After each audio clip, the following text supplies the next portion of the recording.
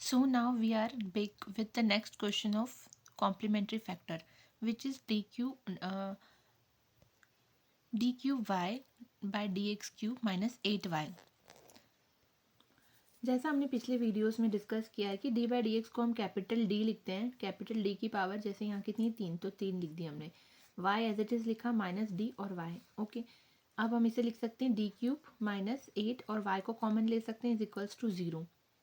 ठीक है, अब हमें इसे सॉल्व करना है तो हम ए क्यूब माइनस बी क्यूब का फॉर्मूला लगा सकते हैं। डी क्यूब माइनस 2 का क्यूब इज 8 क्यूब, 2 का क्यूब इज 8, तो A cube minus B cube का जो फॉर्मूला है वो होता है A minus B, A square plus A B plus B square.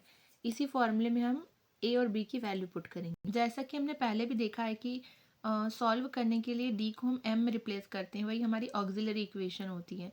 अगर आप लोगों ने लास्ट के जो वीडियोस इसके पहले वाले वो नहीं देखे तो आप स्टार्टिंग से देखिए कि सी एफ कैसे निकालते हैं, क्योंकि यहाँ हम सिर्फ क्वेश्चन डिस्कस कर रहे हैं। तो जो फर्स्ट वीडियो है जहाँ पे हमने डिस्कस किया कि सी एफ होता क्या है और वो कैसे निकाला जाता है और उसके फॉर्मूले क्या होते हैं, वो वाला वीडियो आप लोग देखिए। यहाँ पे हम ऑक्सिलरी इक्वेशन लिखेंगे जो कि एम के फॉर्म में होती हैं। तो हम ए माइनस बी मतलब m minus 2 a square plus 2 plus A B plus B square का जो फॉर्मूला है, देखिए जो फॉर्मूला होता है वो ऐसे होता है ए क्यूब माइनस बी क्यूब, जो हमने उधर लिखा था ए माइनस बी है ना, A square plus A B plus B square.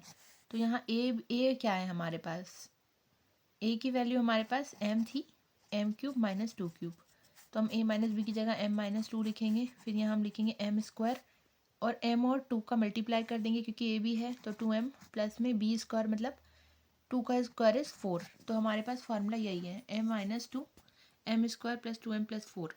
Okay, अब इन दोनों को हम जीरो के इक्वल करेंगे। m माइनस 2 को जो है उसको हम जीरो के बराबर लिखेंगे, तो यहाँ हम लिखेंगे m माइनस 2 बराबर 0।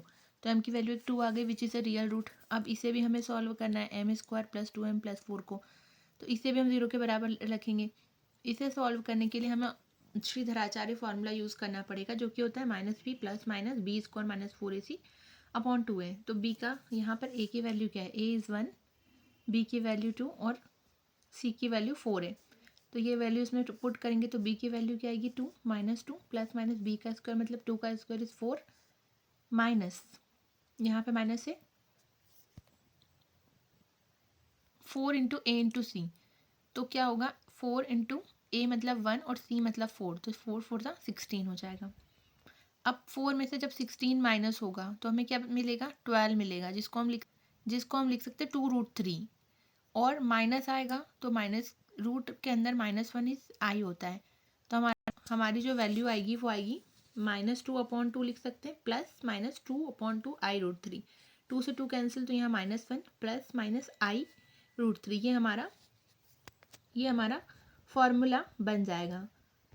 ये हमारी m की वैल्यू बन जाएगी, रूट्स मिल जाएंगे हमें। और रूट्स कैसे मिले हमें, दो टाइप के रूट मिले, एक तो हमें m is equal to 2 real root मिला है, एक तो हमें m is equal to 2 real root मिला है और एक हमें मिला है इमेजनरी रूट, जहाँ पर अल्फा क्या है -1 और बीटा √3 है। अब हमें पता है दोनों के लिए फॉर्मूले पता है। रियल रूट का फॉर्मूला होता है c1 e to the power m1x, तो c1 e to the power 2x ये रियल रूट का फॉर्मूला है, और इसका फॉर्मूला क्या होता है e to the power alpha x। c2 इसलिए लिखा है क्योंकि कांस्टेंट हो चुका है, अदरवाइज हम c1 लिखते हैं। तो यहाँ हम लिखेंगे cos beta x c3 sin beta x। ठीक है, ये हमने लिखा। तो c2 और c3 तो कांस्टेंट है। cos बीटा की जगह देखो हमने अल्फा की जगह पे वैल्यू क्या लिखी है -1, क्योंकि यहाँ से हमें -1 मिला था। बीटा की वैल्यू √3 है तो हमने √3 रख दी, यहाँ भी √3 इन दोनों जगह पे रख दी। तो ये हमारा फॉर्मूला, इसमें हमने यहाँ वैल्यू पुट की है।